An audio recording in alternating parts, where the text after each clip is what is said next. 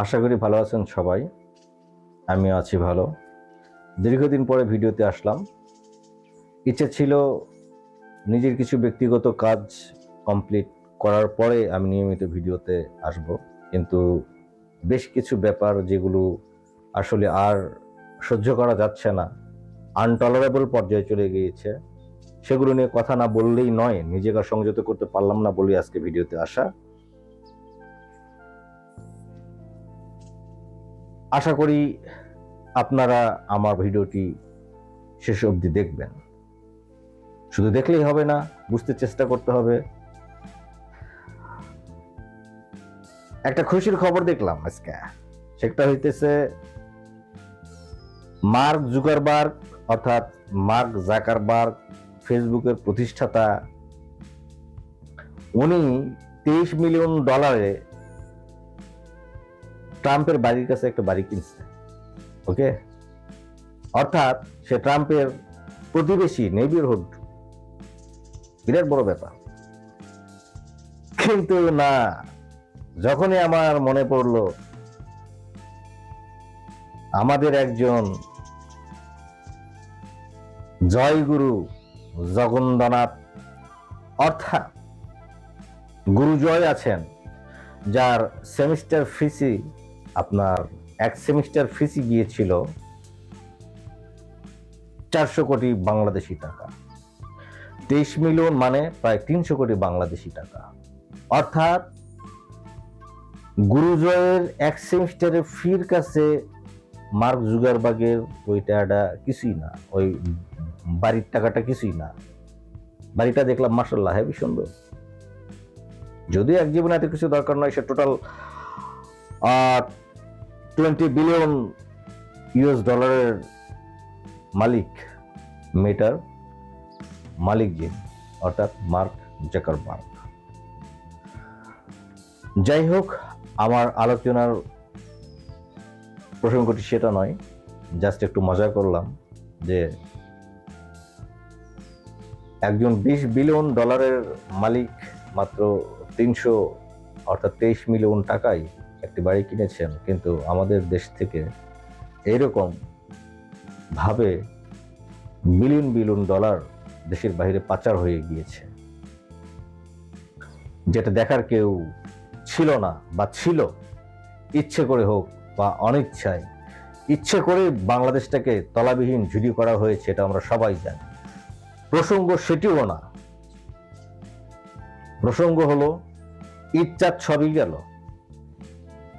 Video করব করে করা হয় নাই। আমাদের গ্রামের ভাষায় রোজার ঈদকে, অর্থাৎ চাঁদ দেখে যে ঈদটি করা হয় তাকে বলা হয় ঈদ-চাঁদ, অর্থাৎ ঢাকার ভাষায় সানরাত, মানে ঈদের চাইতে আনন্দ বেশি। আর গ্রামের ভাষায় ঈদ-চাঁদ মানে আপনার রোজার ঈদটাকে বোঝানো হয়। এইবার যে ঈদটা গিয়েছে, এটা বাংলাদেশের গত 20 বছরের, শুধু 20 বছরের নয়, আমার ধারণা গত 25 বছরের শ্রেষ্ঠ ঈদ গিয়েছে বেশ কয়েকটি কারণে।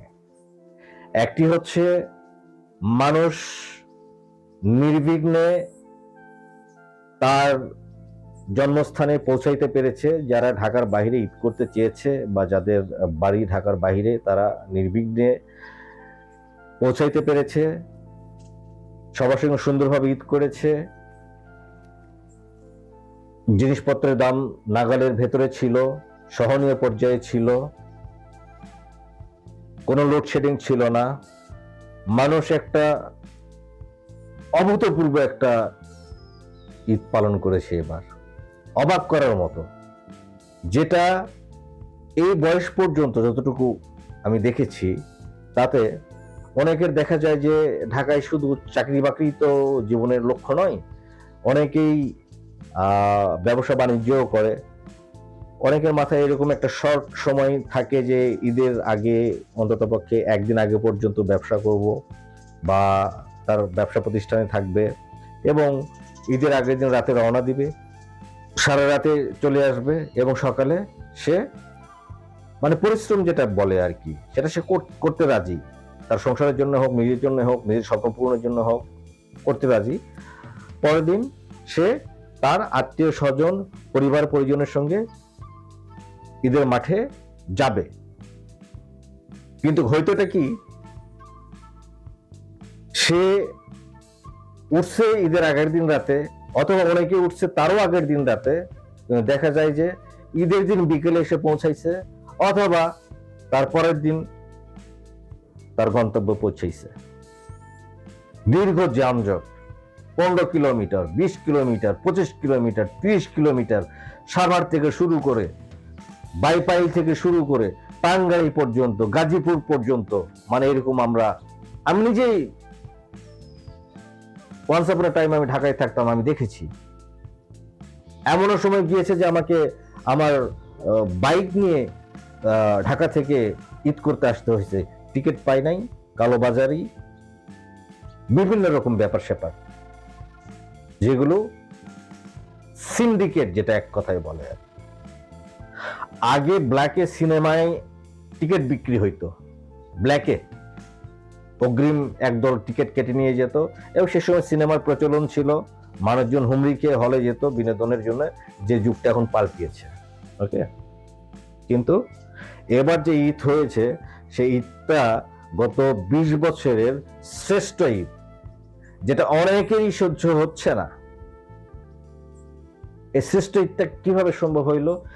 জাস্ট একটু সিস্টেমের এদিক ওদিক করার কারণে। এই সিস্টেমটা এদিক ওদিক করেছেন কে? অন্তর্বর্তীকালীন সরকার প্রধান এবং তার সহযোগী উপদেষ্টারা। এটা অনেকেই মানতে পারছেন না। আপনারা যৌক্তিক বিতর্কে আসুন, অযৌক্তিক নয়। ডক্টর ইউনূস কি যুগ যুগান্তর ভাবে ক্ষমতায় থাকার জন্য এসছেন? তার বয়স কত? তিনি কতদিন বাঁচবেন? আমি সে প্রসঙ্গে পরে আসছি।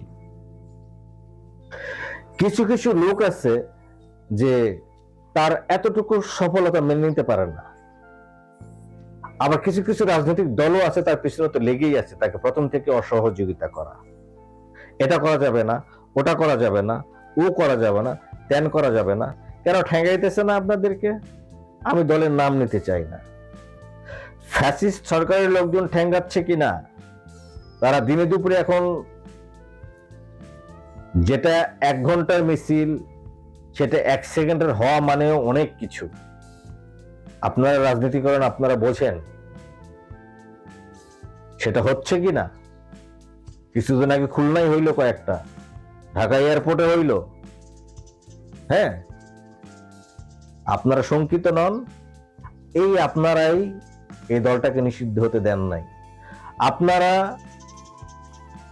ডক্টর ইউনূসের সংস্কার কমিশনে বাধা দিয়েছেন। অনেকে এমনও বলেছেন এই জাতীয় পার্টির জিএম কাদের। অ্যাকচুয়ালি অনেক কথাই আসবে, আমি যেহেতু আবার শুরু করেছি, আমি চেষ্টা করব অন্তত সপ্তাহে 1-2টা ভিডিও দেওয়ার, আর কিছুদিন পরে 1-1.5 মাস পরে আমি রেগুলার আপনাদের অ্যাকনলেজে নিয়ে আসব আমার অডিয়েন্সের কাছে।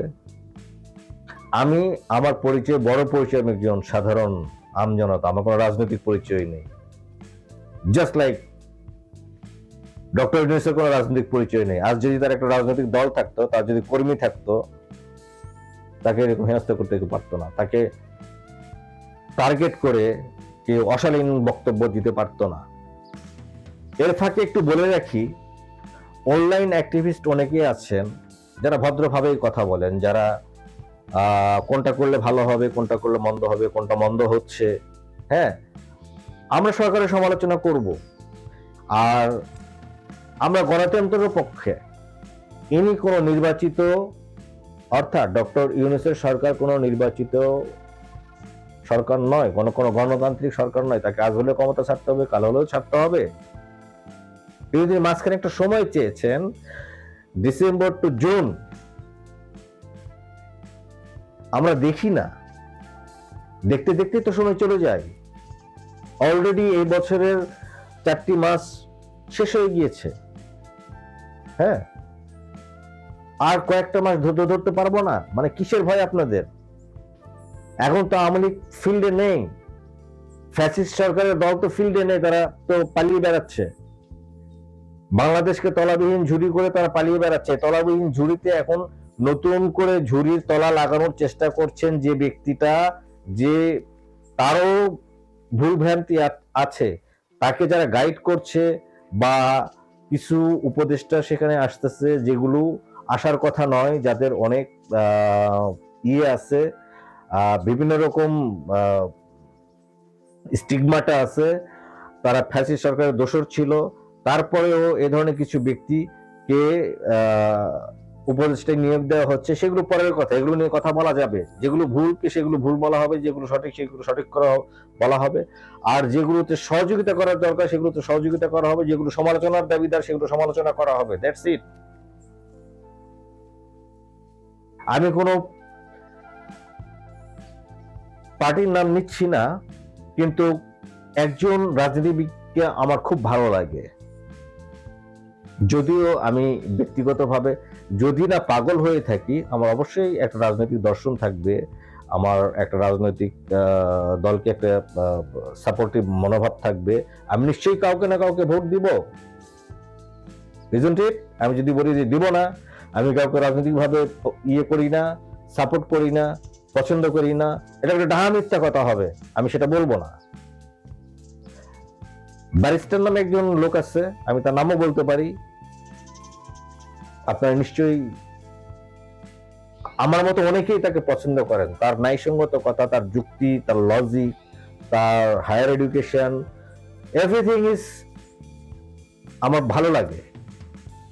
তিনিও সঠিককে সঠিক, বেঠিককে বেঠিক বলছেন এবং তার ভালো লাগে। এবং অনলাইন অ্যাক্টিভিস্ট যারা আছেন, ডক্টর কনক সরোয়ার আপনারা সবাই জানেন, নাম বলতে দোষ নেই, পিনাকি ভট্টাচার্য, এই পিনাকি ভট্টাচার্যকে একটা সময় আমরা পিকানি ভট্টাচার্য বলতাম, জাস্ট বিকজ অফ তিনি শাহবাগে ছিলেন, পরে ক্ষমা চেয়েছেন বলে আমরা ক্ষমা করেছি। হ্যাঁ, বা তিনিও ছুটি কোনো দরবেশ নয়, তার বলা প্রত্যেকটা কথায় বেদ বাক্য নয়। তিনি যে হুমকি ধামকি দেন, সে হুমকি ধামকি বিশেষ বিরাট কিছু নয়। ওকে, তারও ভুল ভ্রান্তি ছিল, হয়তো মানুষ ভুল করে শুধরে নেয়। ওকে, ভেরি সিম্পল। শাহবাগে কি ঘটে নাই? কিছু লোককে বিচারের নামে প্রহসন করে মৃত্যুদণ্ড দেওয়া হয়েছিল এবং এটাকে অন্ধের মতন সাপোর্ট করে গিয়েছিল। সে ভিডিও ফুটেজ গুলো আছে, আমি নিজে সেখানে উপস্থিত ছিলাম, আমার নিজের কাছে কিছু ভিডিও ফুটেজ আছে, সেগুলো আসবে, আমি দিব। যখন পলিটিক্যাল ক্রিটিসিজম বা পলিটিক্যাল ব্যাপারগুলো নিয়ে আমি কথা বলছি একজন আমজনতা হিসেবে, একজন সাধারণ জনতা হিসেবে, আমি অনেক কিছু সামনে আনবো, ভালোটা ভালো বলবো, খারাপটা খারাপ বলবো, কোনটা করলে ভালো হয় আমি বলার স্বাধীনতা রাখি। যেটা আমাদের ছিল না সেটা পেয়েছি, সেটা আমি করব। এখন কথা হলো, পিনাকি মানে সবকিছু নয়, ইলিয়াস মানে সবকিছু নয়। এদের ছাড়াও এই বাংলাদেশের অতি ক্ষুদ্র ক্ষুদ্র কিছু চ্যানেল আছে যারা খুব খুব ভালো রাজনৈতিক বিশ্লেষক।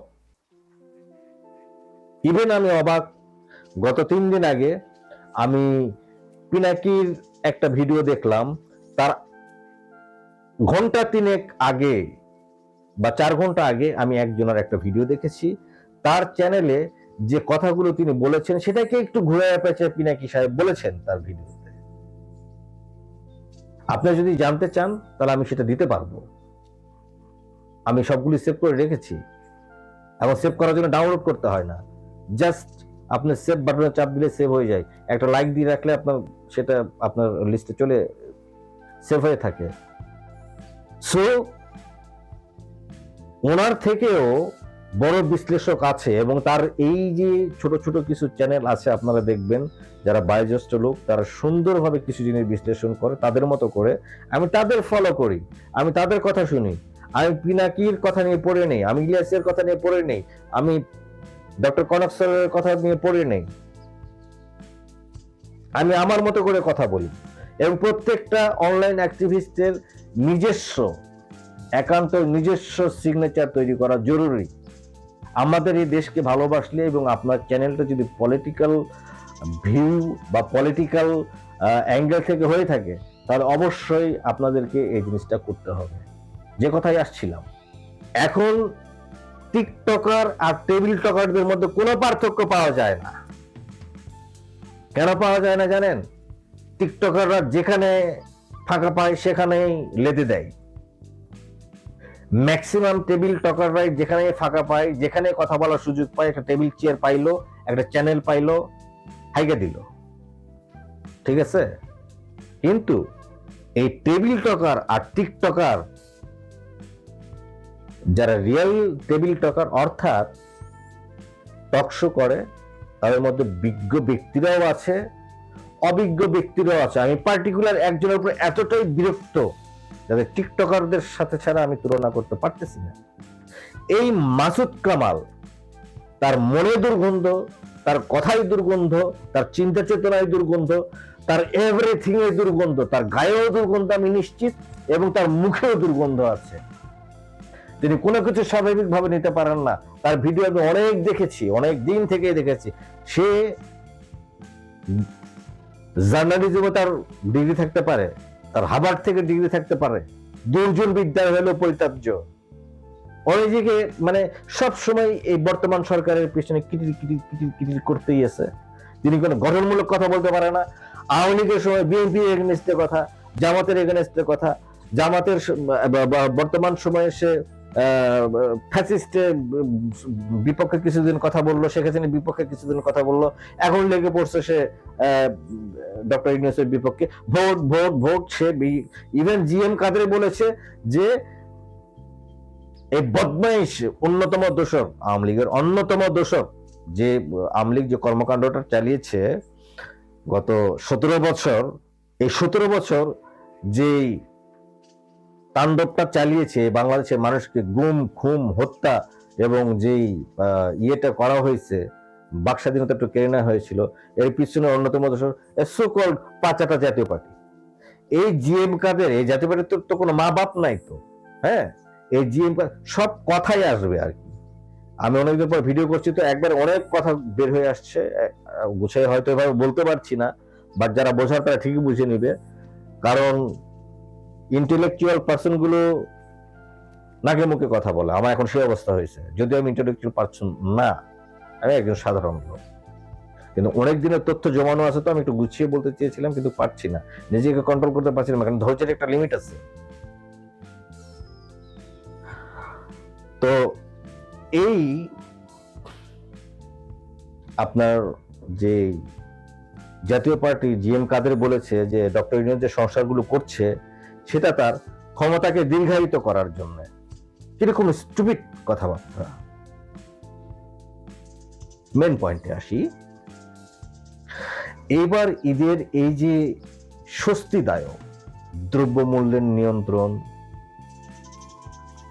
দীর্ঘদিনে গড়ে ওঠা সিন্ডিকেট তো রাতারাতি ভাঙা সম্ভব নয়, আমাদেরকে সময় দিতে হবে, কিন্তু আমরা সেই সময়টুকু দিতে চাইনি। তারপরেও এই সরকার যতটুকু পেরেছে করেছে।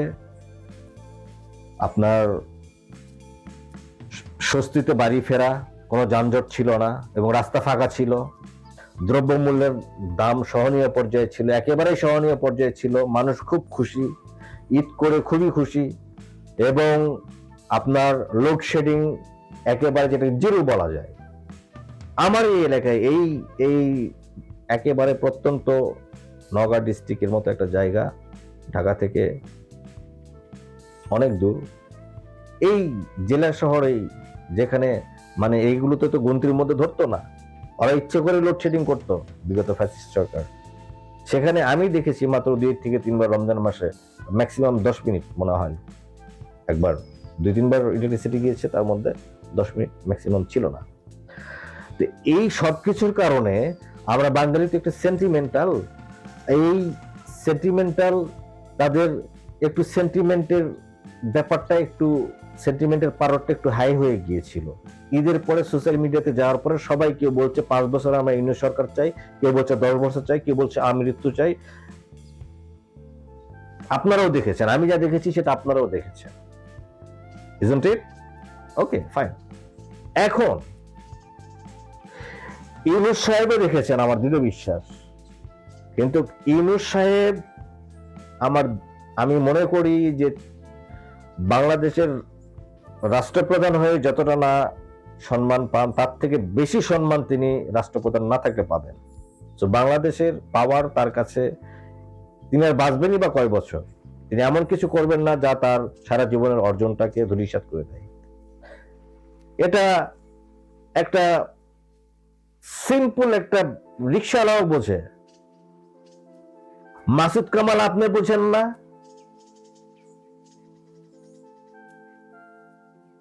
যাই হোক, এই মানুষের যে আশা আকাঙ্ক্ষার যে পারদটা উপর দিকে উঠেছে, এটাকে ধরে রাখবেন, এটা আরো বেশি দূরে যাবে, সেটা সময় বলে দিবে, এবং খুব স্বল্প সময়ের মধ্যে আমরা সেটা বুঝতে পারবো। এত অধৈর্য কেন? এই সরকারকে কি ভালো কোনো অর্জন নাই? আপনি ভালো কিছুই দেখতে পান না, খালি দুর্গন্ধযুক্ত কথাবার্তা, দুর্গন্ধযুক্ত কথাবার্তা। কেন? আপনাকে নিয়ে অনলাইন অ্যাক্টিভিস্টরা যারা মোটামুটি আপনার ভিডিওটা দেখে বা আপনার কথাগুলো শুনে, আপনার তো টক শো, তো মানে আপনি কি করে মানে চলেন আর কি?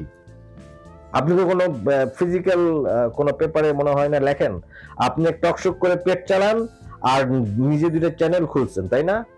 একটা হচ্ছে কথা, কথাই তো বলতে পারেন আপনি, আবার কি পারেন?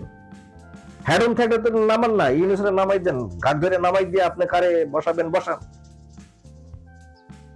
আর একটা জায়গায় কি রঙ্গমঞ্চ না জনতার মঞ্চ কি বানাইছেন? ইচ্ছা মতন চ্যানেল বানায়, মানে এইগুলার টাকা দিয়েই চলতেছেন। হ্যাঁ, ভদ্র মানুষ, আমরা ভদ্র মানুষ, বেশি কিছু বলতে চাই না, বাট থামেন। একটা বছর দেখতে দেখতে কেটে যাবে, ডক্টর ইউনূস যায় কিনা দেখেন। ওনাকে বেশি চ্যাবড়ায়েন না, বেশি কসলায়েন না, ওকে? উনি ফালাই দিয়ে চলে গেলে আমাদেরই ক্ষতি। উনি এমনি চলে যাবেন, উনি যখন মুখে বলছেন চলে যাবেন, সারা বিশ্বের কাছে উনি একই কথা বলছেন। আপনার কি মনে হয়? আর এনসিপি পার্টি যেটা করতেছে, আপনারা যেটাকে কিংস পার্টি বলতেছেন, মাসুদ কামাল আপনি কিংস পার্টি বলতেছেন, হ্যাঁ, তার কর্মকাণ্ড তো ভালো না, তাদের তো লেজে গোবরের অবস্থা। আর আপনার অবস্থাটা কি জানেন? টিকটকাররা যেখানে সেখানে লেদে দেয়, আপনি সেরকম কথা বলার জায়গা পাইলেই লেদে দিচ্ছেন এবং নিজের চ্যানেলে এসে লাগতেছেন। আপনি কি কমেন্টস গুলো পড়েন? নিয়ে যে পইরে দেখেন, আপনাকে নিয়ে রীতিমতো মানুষজন মানে কি কি ট্রেন্ডে থাকতে চান না কি? এই ট্রেন্ডে থাকার তো কোনো, আপনার মতো অনেক আছে, জায়েদ সাহেব আছে, উনিও গঠনমূলক কথা বলে, কিন্তু হতাশ নয়। আপনার তো হতাশাবাদী নিয়ে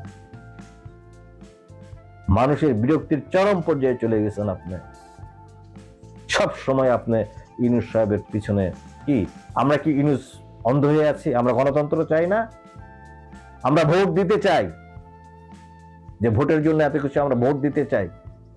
নো ম্যাটার ছাত্র জনতা সরকারকে নামাইছে কি নামাই নাই, অভ্যুত্থান হয়েছে না গণবিপ্লব হয়েছে না গণ অভ্যুত্থান হয়েছে, দ্যাটস নট এ ব্যাপার। এই দেশে একটা ভোটে, জনগণের সরাসরি ভোটে নির্বাচিত সরকার দরকার।